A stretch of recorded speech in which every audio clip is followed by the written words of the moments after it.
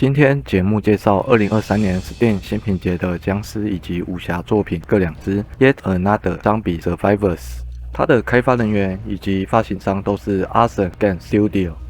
你要控制角色、特警、坦克、工程师、女猎人、幽灵等等，在末日思潮中存活下来，还要想尽办法突破重围。该作没有什么故事设定，它是 3D 版弹幕加上动作类弱资源简中。试玩版可以看到，角色选择页面上有5名角色，加上还未开放的总共8格栏位。每场游戏开始前，选择其中1名角色来担任队长，使得该场游戏取得专属特定角色的队长 buff， 例如填弹速度增加或者血量增加等等。而实际进行游戏时，刚开场比较有放空的机会，随着时间推移，狮群将越来越壮盛，也移动底越来越密集。对手残党来说，但是这样的游戏刺激度可能就足够了。它相较起其他动作类 rogue 游戏有个独家特色，就是随着游戏进行，你将有机会取得队员，形成战术小队。但在做出这个选择前，你要审慎地去进行评估，因为只操作1名角色，则相对起来闪避灵活，且增加快速拿到该角色专属高阶武器的机会。本作在每次升级时，集中提升专属武器强度，后来就会升级成更高阶的武器。但是又由于单一角色在特定情况下可能会有火力不足的情况产生，然后这时候你就要适时补充队员。只不过补充队员除了让你脚底下的圆圈扩大，更容易被狮群触碰到以外，同时你还要想好接下来要补充的是拥有什么技能适合结场的专员。至于进一步游玩体感的话，这游戏初期比较浓，连玩一阵子可能会有点腻。游戏内每收集到2000游戏币就能兑换成1点能力值，用以提升人物永久的基底数值。而想要解锁特定队员后续的技能池，或是解锁特定角色，则需要满足特定解锁条件。像初期队员解锁进阶武器，就需累积杀满一定数量的僵尸。不过即便是解锁后的新技能，也不见得适合你，有些体感还蛮激烈的。然后如果本作想在单场游戏内尽可能多杀一点僵尸，还有尝试通关的话，主要游玩方式大致就是操控角色穿梭狮群放风筝，千万别贪地上的资源。本作单场游戏中的血包不多，黄润初尔你可能也看得到吃不到，不过也不是完全不捡拾资源。安全许可的前提下，可以适时踏上蓝色 U 型符号，它可以自动帮你收集一定范围内的升级能量以及金钱。右地图上显示黄色指标提示的是补给资源点，资源集装箱踩上去后能直接帮你的角色提升1级。另外，本作单场游戏内升级随机出现3个技能，如果你都不满意，则该场游戏内你还可以透过萤幕右下角按下重新选择。重新选择最好留在关键时刻用，否则像我想升级突击步枪时，由于已用掉重新选择选项，最后就只好升级成狙击步枪。小结Yet Another Zombie Survivors 在实际发售后，我要看定价再决定是否第一时间购入。不过这支我确定会购入，因为是个人偏好的僵尸主题，并且又走稍微写实的画风。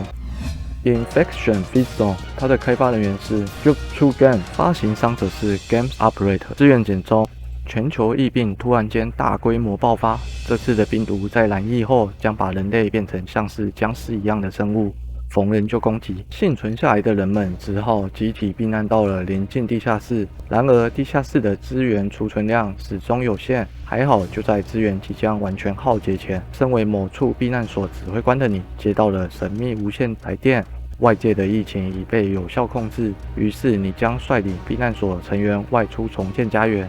然而，那些染疫后的变异生物却未完全消失，是以你们将重建文明的希望，但与变异生物们的冲突却也一触即发。这支从一登录游戏就让我感到眼熟，主打让你连接现实存在的城市以及街道来进行游玩。结果果然，它的开发人员就是曾开发出911 Update 以及112 Update 的同制作团队，但相较起前作，则 Infection Feed Zone 已不满足于接线受理各种市民大小事。在本作中，你还要同时着手规划建设、处理感染者、处理突发事件、资源管理等等。同时 ，Infection Feed Zone 必须变得更加重视人员调配以及时间管理，因为夜幕一旦降临，则感染者将变得更加狂暴。这款策略型基地建色游戏，明显很好打发时间。但目前为止，它能吸引我的除了是僵尸题材以外，暂时在本身具有911 Upgrade 的前提下，不会优先考虑购入。毕竟这类游戏的新鲜感大多已在911 Upgrade 中都被满足了。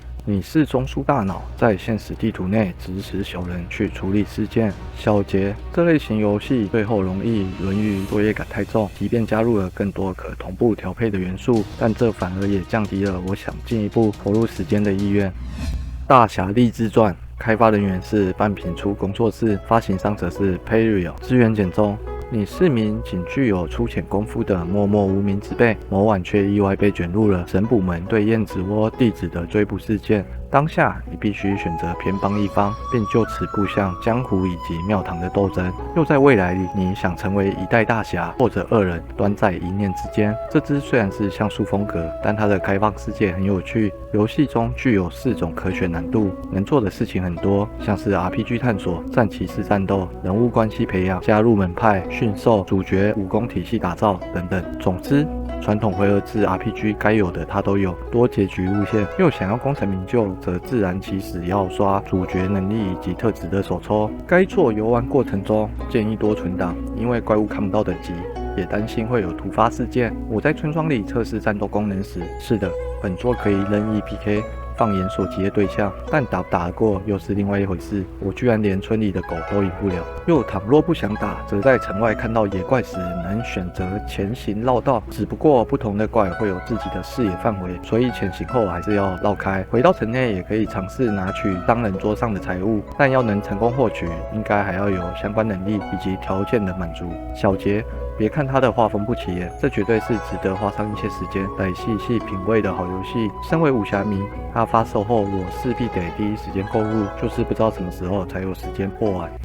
异剑风云决，开发人员是 The Solman Studio， 发行商则是 Spiral Argents。关外少年宇文义是名商队首领。这天，他带着团队护送神秘人士时，却意外被牵扯进天龙帮以及喷火教的帮派火拼冲突中。而后更是因缘际会地展开了一场小萝莉养成之旅。这款像素风的武侠游戏甫一上线，就形成了火热话题的一时之选。部分原因出自该作品风格撞脸歧路旅人。又以这支跟大侠立志传做比较的话，则这支画风胜出，并且故事初期文本量也比较大。异剑风云决的游戏方式可就回合制或即时制来进行切换，资源简中。至于实际游玩后的体感，它的游玩节奏偏慢，但是游戏过程中不用玩家四处去收集采集装备，而在大侠立志传里，采集工具就有耐久度损耗的问题。